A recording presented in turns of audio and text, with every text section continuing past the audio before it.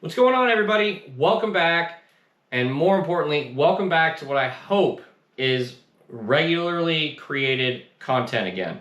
I know I took a major lapse while I was on the road. I was hoping to do a better job of being able to make videos, edit them, get them out there, but unfortunately, all I was able to really do was kind of record and capture what it was that we were doing. The making of the videos, the editing just didn't happen.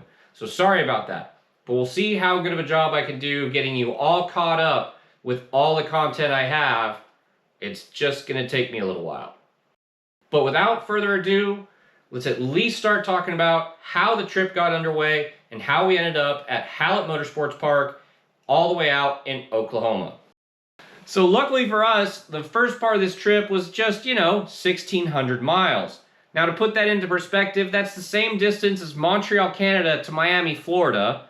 That's the same distance as Hamburg, Germany to Athens, Greece. That's the same distance Napoleon pretty much marched into Russia. And ironically, that's only half the distance of the Holy Roman Empire.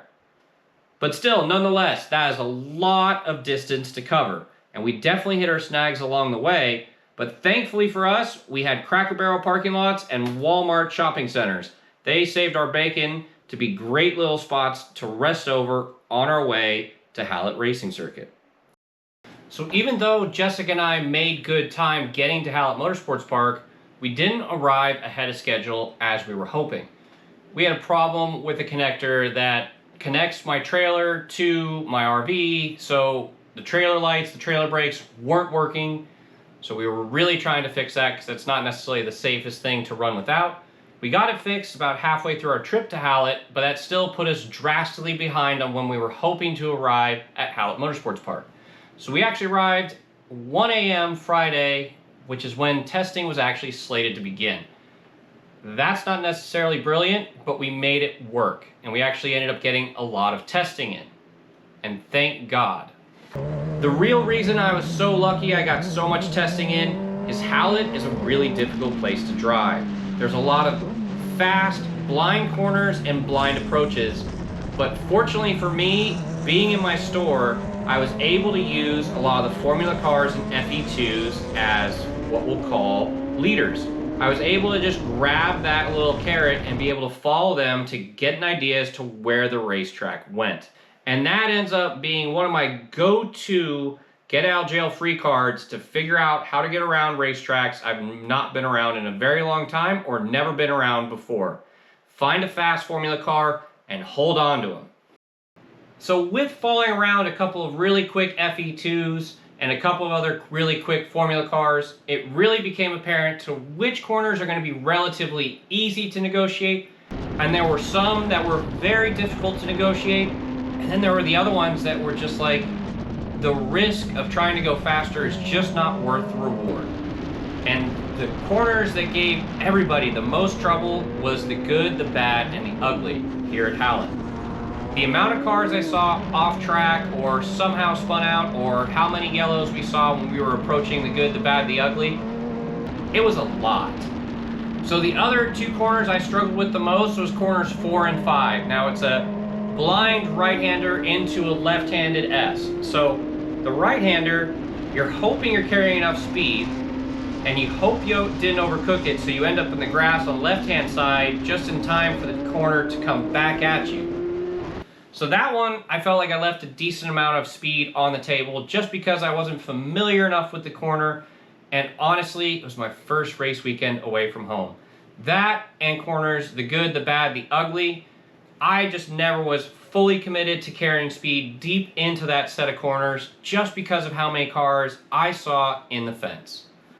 So even with taking it a little easy and not fully extracting everything out of a couple of sets of corners, I ended up qualifying pretty well. I was right behind Hans Peter, who technically calls Hallett Motor Racing Circuit pretty much one of his home tracks in his Swift 16 Formula Atlantic. And ironically, it was fast enough to qualify for a track record because, well, nobody had run Prototype or Prototype 1 at Hallett.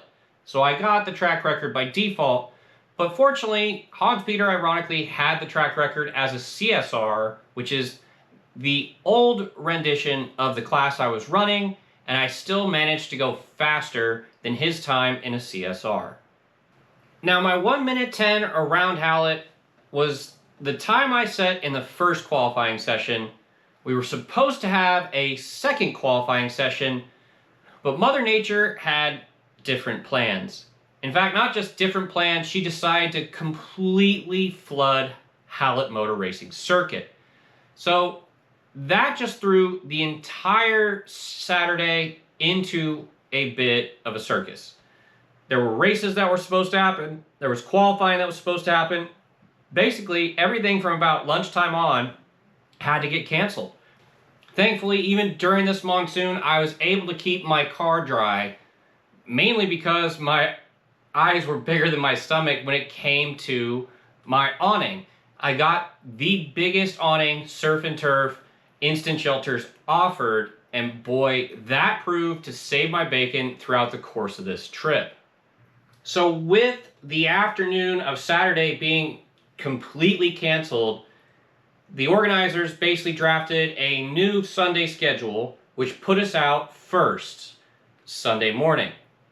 Now this is where the fun begins, because you see, we had the live stream, we had asked somebody on grid if they were going to delay because it seemed foggy. I'm used to Laguna, always having a delay for fog. We never got a first call, second call, final call to pre-grid. We never, well, frankly, I never really saw anybody going to grid. So, yeah, missed the pace lap. The good news is I wasn't the only one that missed it. A couple of other drivers definitely didn't hear the calls to pre-grid, including Hans Peter. Hans Peter and I, basically the pole and off pole sitter, had to try to catch the back of the field. The difference is, well, I screwed it up, and I spun off on the pace lap.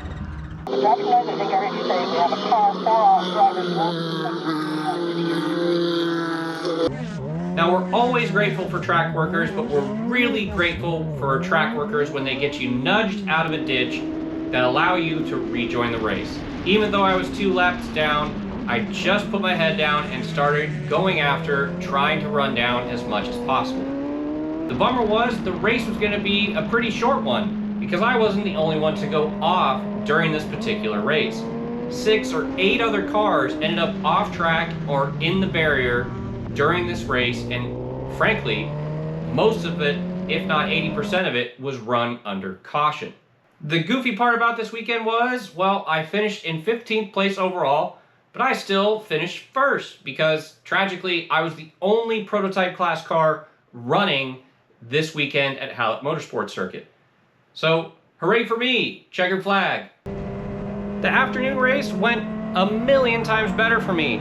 It was a flag-to-flag victory, both overall and in class, obviously. The only bummer being Hans Peter developed a mechanical failure on his way to grid and couldn't take the green flag. Nevertheless, a win on the road is still a win, and I'm thrilled to not only set my personal best lap in that final race, but also have the time be the track record for Hallett for prototype class. What a great way for Jessica and I to start the road trip, winning on the road in what would qualify as her family's home track. So that's all she wrote for this video, highlighting my trip to run the Hoosier SuperTour event at Hallett Motor Racing Circuit. Thank you all for watching, and thank you all for being patient. I tried my hardest to make videos on the road, just didn't happen. But we're gonna get you these recap videos about the trip and about the tracks I drove, as well as showing you what I'm currently working on, which is getting my store ready to be in top shape for the SCCA National Championship race at the runoffs at Road America. Again, thank you for watching. If you can, hit the like button or the subscribe button. I greatly appreciate it. But for now, I'm going to leave you here with a video that is the onboard of my track record lap for prototype at Hallett Motor Racing Circuit. Have a great rest of your night.